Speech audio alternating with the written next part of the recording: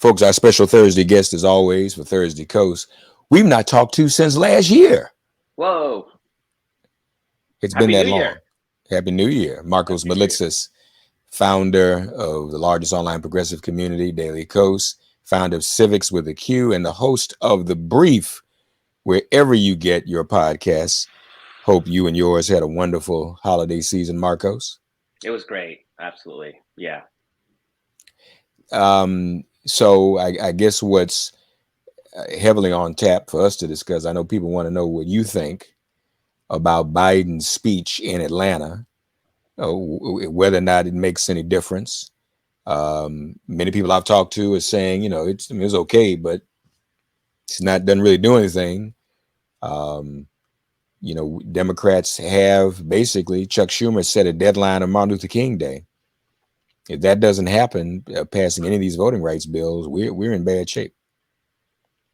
Yeah. It's hard to blame Biden for Joe Manchin and Kirsten Sinema being utter a-holes. I mean, there's a limit to his ability to convince them, particularly Manchin, a state that Trump won by 40 points. It's not like Joe Biden can go to West Virginia and rally popular support. I mean, it's a heavily Trump state that Joe Manchin represents. And Kirsten Sinema is just, I don't know what I can say about her, but she's certainly not representing her state, and we're going to deal with that in 2024. But we're stuck with her until 2024. So Biden is doing, I think, the best he can do, which is sort of lay down the rhetorical rationale for this. And I think Jim Crow 2.0, right? He said it. Mm-hmm. Republicans are freaking out. They're utterly freaking out, which just shows you how effective a rhetorical twist that is.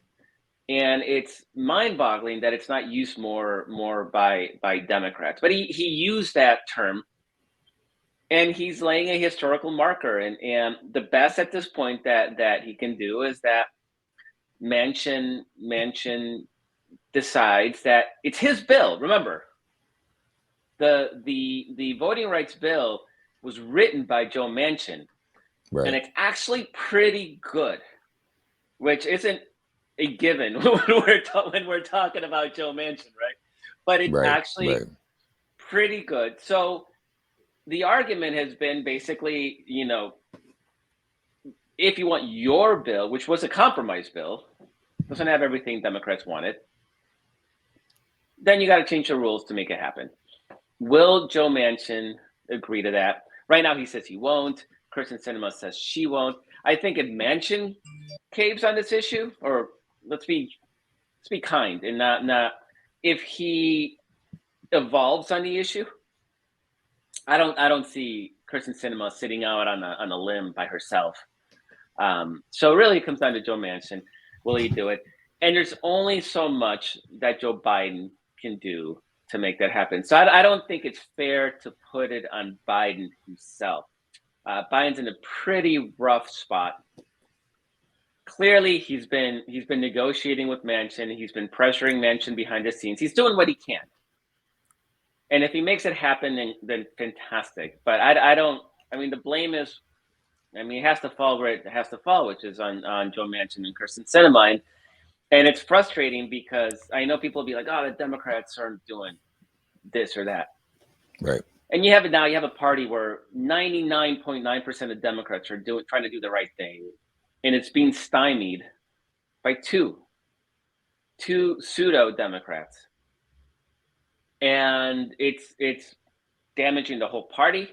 It's damaging our democracy, damaging our country. And it's frustrating. And from a PR standpoint, it's going to land on the Democrats, right? Why didn't Joe Biden force this to happen? It's only so much you can do. I don't know. He's doing what he can, and maybe he pulls this thing off. But if he doesn't, it won't be from lack of trying. I think that's clear. So I think that you're right. But I think that, a lot of times people in our position, because we're so close to it and we're involved in it every day, we have a lens that, you know, is very much tied to, um, I mean, the Beltway. We know this. However, to the average voter, and I think this is the problem Joe Biden and Democrats have, and that's why, you know, maybe there really is nothing Biden can do. He may just have to end up saying that, because what people who voted in 2020 to put the Democrats in power, no one can really understand how Joe Manchin has more power than Joe Biden. Um, they just, the average voter, the average person on the street, just doesn't get that.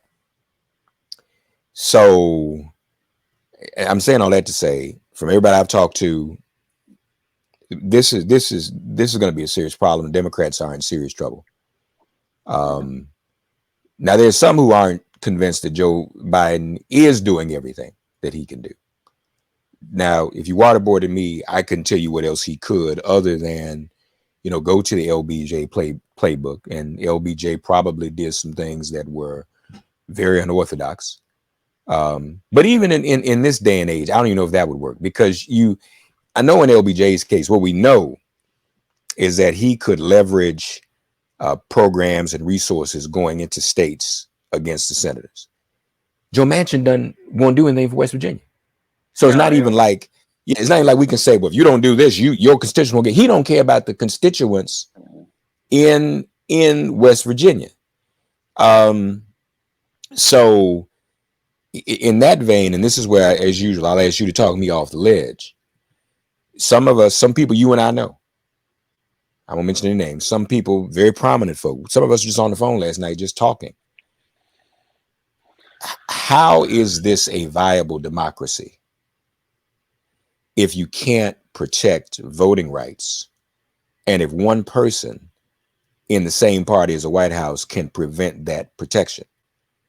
I mean, just looking at it black and white, where is the, and I'm, what do we do with that? Where is the democracy in that? I mean, our democracy is flawed in so many ways. I mean, you have a Senate already that, even if you had majority rule, would be heavily skewed towards small rural white Right, states. right. Inevitably. I mean, the Dakotas and Nebraska have 6 senators, and they don't even have the population of the San Francisco metro area. Right? I mean, it's an Mm-hmm. absolute joke of a chamber. On top of that, you're going to add a 60% threshold when it Yeah, already heavily skews. It's not a democratic chamber. So another thing is, and there was polling on this years ago. I should go dig it up again because it was fascinating. People don't understand the filibuster. We understand the filibuster because we talk about it and complain about it. right. Normal Americans don't know what a filibuster is because it's so freaking stupid that they can't even fathom why something that Right. stupid would exist. It's like fake news. Like, what do Mm-hmm. you what do you Mm-hmm. mean you need 60 votes? So they see Democrats have control of the Senate, and then they also see the Senate doesn't pass Build Back Better, voting rights, DC Right. statehood, down the list. And so it has to be on the Democrats. And that's why, from 20 years ago, so this year, Daily Kos will turn 20 years old. Unbelievably. I can't even believe it. It's a generation old. From the very beginning, I was anti filibuster. In Daily Kos, as an organization, it was anti filibuster. And Harry Reid is lied in state in the Capitol. I think right now he's still lying in state in the Capitol. We lobbied Harry Reid to eliminate the filibuster for Supreme Court nominations. And he called me the day he finally agreed. At the time, Fox News was going to do a Democratic primary debate in Nevada. This was Mm-hmm. 2004, I think. And we got that canceled because it was Fox News, Daily Kos activism. And he called me and he said, the filibuster's off. And he hung up. That's my Harry Reid story. He's like, you won. The filibuster's off for the Supreme Court. And he hung up. And So from the very beginning, even when liberal groups argued vociferously against eliminating the filibuster, because it was seen as the vanguard against anti-abortion legislation and the vanguard against anti-environmental legislation. So a lot of interest groups, it was easier to fight for the filibuster and make sure Republicans didn't do anything than to actually try to win the chamber. I Mhm. have always been pro democracy. If the Republicans in a fair fight win the Senate, they should absolutely have the right to pass the legislation they want to pass. They won the Senate. Same thing with the Democrats. They've been utterly Right. consistent all along. So it is anti-democracy, and I don't think people understand it. And it's easy for the other party to gum up the works and then blame the majority party in the Senate and say, "See, they're do nothings. They didn't get anything done." Right. Well, they can't. They literally, institutionally, cannot get anything done because of this stupid filibuster rule. And we Right. just got rid of it, including Joe Manchin. They got rid of this filibuster for Mike Lee's bill thing Right. on COVID just this last couple of weeks ago. So they can do it if they want to. Even Joe Manchin signed off on that. If they really want to get rid of the filibuster, they can do it, no problem. So um, it is a fundamental flaw in our democracy. Everything having to do with the Senate and everything having to do with the Electoral College are fundamental flaws in our democracy. And the filibuster isn't even in the freaking Constitution. That's the thing that's the other stuff. Okay, the founding fathers had their reasons. It didn't really hold up over time, but we're stuck with it because it's constitutional. The filibuster Right. isn't even that. That's what's Right. so frustrating. Um, I'm I not going to think walk you too. off that ledge. but You can stay on that ledge. but but I'm on no. that ledge with you. But I think this is a good conversation because what it does is it prepares us for the counter arguments. You're right. Even some Democrats say today, well, what happens when we're in the minority, and it has to we have to use it as a stopgap. I think the difference now, I think that's why we've reached this critical moment in history where it's no longer viable because it is being used literally to ensure Democrats will never get the majority again, Mm-hmm. to suppress the vote so Democrats can't win. So, in other words, it's like arguing, well, we need this stopgap for when we certainly become the minority that they have legislated into being because of the filibuster. Yeah. So it's kind of a circular thing, um, and that's And what's it's wrong with it. stupid. I mean, Mitch McConnell will get rid of it the second he needs to. I mean, are we That's right, really going to pretend that Republicans are going right. to honor the filibuster in perpetuity? Come on. Um, so Marcos, that to me makes the 2022 picture look bleak. And in answering that too, consider seems to me and you and I talk about the consultant class and Democratic strategy. It seems to me that 2022 Democrats really want to run on January 6th almost exclusively. And I hope I'm wrong about that, but I don't think that's an answer either. I don't think just running on January 6th keeps you in the majority on top of not getting voting rights done. Um, I don't know, but Yeah, I don't what do you think think they're about doing that? that. So I thought what Joe Biden did in his January 6th speech, he focused obviously on Donald Trump and the Republican insurrection. I don't think he's making that the case, the as in all capital boldface, the case. But one of the problems that Democrats have had is that Biden hasn't really identified an enemy. And so I think it's starting to clarify that there is an enemy. And Mm, then once you have that enemy, and he talked about it in the context of the insurrection, great. Then if they oppose Build Back Better, if they oppose voting rights laws, if they oppose DC statehood, like you have this rhetorical framework upon which to like say it's because of this enemy. And Democrats historically, I mean, Barack Obama was famous with this, refused to speak about an enemy, right? It was true. always kumbaya, we're all going to come together. There's no blue America, no red America. Right. Yes, there is. Yes, there is. And Republicans have no problem clarifying that enemy. And we as Democrats don't like to do so, right? Because it's uncouth. Right. And But Joe Biden, I think, took a step in that direction, saying. So at first, I was like, is he just trying to rally people that are frustrated about the insurrection? And yeah, there's part of that. When you look at Joe Biden's approval ratings and you go, okay, he's dropped so much. In our polling and civics polling, his approval ratings amongst Democrats were 92% after the election. They're about 74% approval ratings today. So a big chunk of that is just base. He needs to bring these people back. And I'm sure a lot of that is he won't forgive student debt. I mean, that's like a gimme. I don't understand why that's even still hasn't happened. A lot of it has been just a whole 9 months of arguing with Joe Manchin and Kirsten Sinema, and people are freaking tired of it, right? So I think part of it is saying like, okay, you know what? Let's start refocusing back on the real enemy, which is the Republican Party, as opposed to we can't get our shit together because we have two assholes in our caucus that are literally standing in the way of what the polling says America wants, what the party says they want, what everybody except for the Ted Cruz's of the Republican Party refused to make happen. Um, so we got to get away from the infighting. At some point, there's a moment here where you got to vote on the voting rights. You got to vote on Build Back Better. If they fail, they fail. You had a vote. You can point to Joe Manchin and Kirsten Sinema and say it was them and the Republicans, and then just start working on making a case for this November elections, while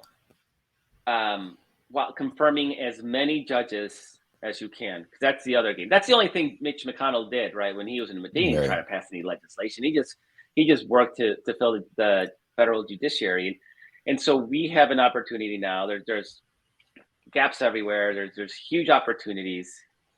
Even some Republican judges have quit.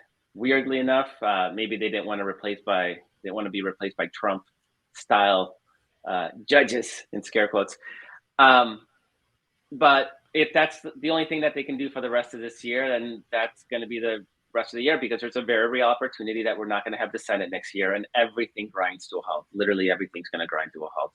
So if we can't get Build Back Better, if we can't get voting rights, it's horrible. There's enough accomplishment in the last year that I think they can make a plausible case to run on. It's not the best situation, but we just can't continue fighting internally as we get closer. That's what happened in 2010, and we got absolutely crushed. And the gerrymanders we're dealing with today they first happened in 2010 after Obama let Republicans and Democrats, Max Baucus and Joe Lieberman and Bill Nelson, just drag out the Affordable Care Act negotiations well into that election year, and it killed us. We can't do that this year. That's the second time we talked recently where you brought up Max Baucus, and that's just a visual that I can do without. Max was a mess. He was a total mess. I'd like to X him out of my memory. Now, there was a lot more of those back then, though. I mean, I could probably. You're right. Like, you're right. Because Blanche Lincoln, Mary Landrieu, Claire McCaskill. I mean, there's all these conservatives. Now, there's only two left, and unfortunately, they are the majority. And so, in the ideal world, we have a chance this year of getting a 2-seat majority in the Senate. Even better, but there's a chance. And if we were to do that, all of these Democrats running right now, all the front runner Democrats in these states have all argued for eliminating the filibuster. It's a game changer. That happens, DC statehood, all those things happen. Problem is, we have to turn out at levels that aren't usually historically, that don't happen historically in those midterm elections after a first-term president. It's just, history is against us. But they're nominating the Herschel Walkers of the Republican Party. Trump is running all over the place, making himself an issue. So it's not so much a referendum on Joe Biden as it is a referendum on Joe Biden or Donald Trump. That gives us a fighting chance. And redistricting wasn't as bad as we feared it was going to be. It looks like it'll either be a wash or we might have a small advantage Doesn't mean that gerrymandering didn't happen. Just means that Republicans shored up their districts to make sure that we couldn't make gains in a Democratic year, as opposed to winning a majority via drawing maps. If that makes sense. They could have drawn more aggressive maps and basically gotten a majority just by drawing favorable lines. Instead, what they did is they made their incumbents safer. So that gives us a fighting chance. If we can hold our ground, we can hold the Senate, we can hold the House, we can gain a few seats in the Senate. We actually have a fighting chance. But Joe Biden has to, part of it is starting to point the finger at the enemy, is remind people who the real enemy is. That's Donald Trump. So January 6th is important. Not just January 6th, the event, but the militias, the gun crazies, Donald Trump, his effort at the coup. Those are the stakes. That's going to be an important part of the conversation. Then you got to do things like forgive student debt. Like it has to happen. This is not debatable. It has to happen. So, if I was to take a guess, right, history is strong on this. It's going to be a rough year for us, but we actually have a fighting chance, and we need to do everything we can to win a couple seats in the Senate so that we can make Joe Manchin and Kirsten Sinema irrelevant. Yeah. So, yeah. It's just getting, as you said, getting motivated to do that. And speaking of student debt, that's something Biden could do with a stroke of a pen, right? Yeah. And what's really frustrating is that there was a moment after the election, everybody was so excited, including young people. That would have been the time to do it, right? Just to build on that base of support. If he does it today, these young activists, they wouldn't celebrate it. They'd just be like, oh, finally, right? Yeah. It'd be relief, which is not really what we're going for here. What we're going for is to get people revved up and make them feel like their vote and work mattered. Yeah. And exasperated relief does not make people feel valued and rewarded. And so it's the opportunity to maximize the political benefit of forgiving student debt has already passed. It is what it is, but we can still salvage something by doing it anyway. No, that's a good point. But something as you said, Markos, before we go, that I think was also important. Maybe we started this out saying that the criticism of Biden is unfair, and if that's true, you said later would maybe the answer ought to be just put stuff on the floor. Let the record show who voted no, even amongst the Democrats. I mean, when I heard you say that, I said, now, if I was Biden, that's what I'd do. So, I ain't taking this heat. Y'all take it to the floor. And even if it loses, people can be very clear and see transparently who are the people preventing this. That's my takeaway from what you're saying. Yeah, that's what they're going to do. I mean, that's what Chuck Schumer claims he's going to do. Here's the problem, though. And they got to do this anyway. You're right. But the problem is Manchin and Sinema are going to vote yes on voting rights. They're going to vote yes, probably, on Build Back Better. The problem is they're not going to vote yes on eliminating the filibuster. So all the no votes are still going to come from the Republicans, and then they're going to look like, well, we voted yes. No, you didn't vote yes. You didn't make the vote that actually mattered, the decision that actually mattered. So they're still going to hide behind this BS Senate procedure that makes no logical sense. And people literally, this poll said people didn't believe it was real. They thought it was a fake thing because they couldn't fathom why we would have something this stupid in a democracy.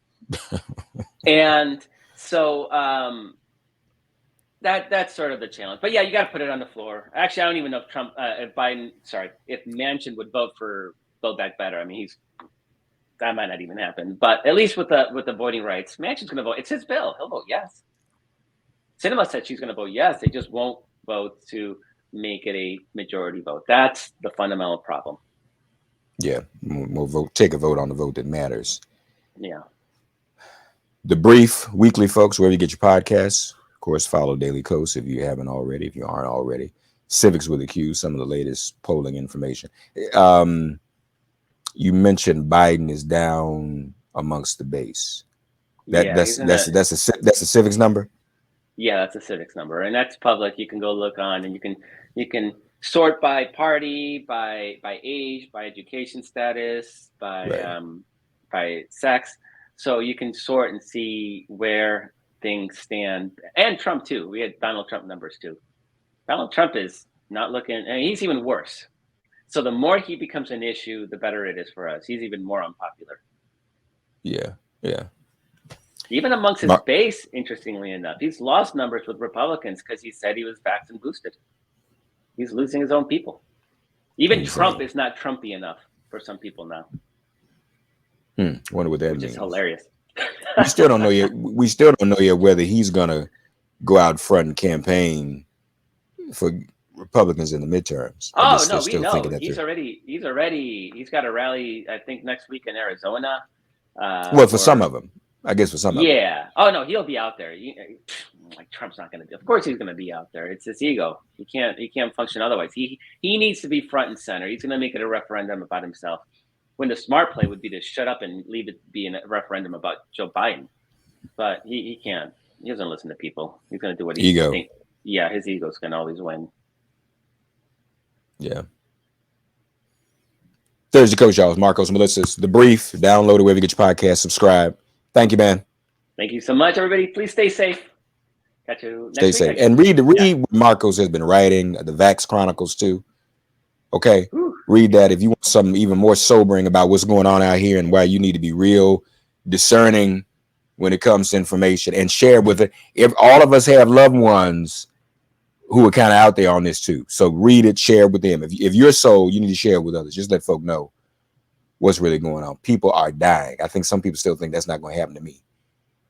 But folks are checking out. All right. So please be careful. Markos is right. Vax Chronicles too. Check it out. Coast.dailycoast.com. The Vax Chronicles. Thank you, buddy.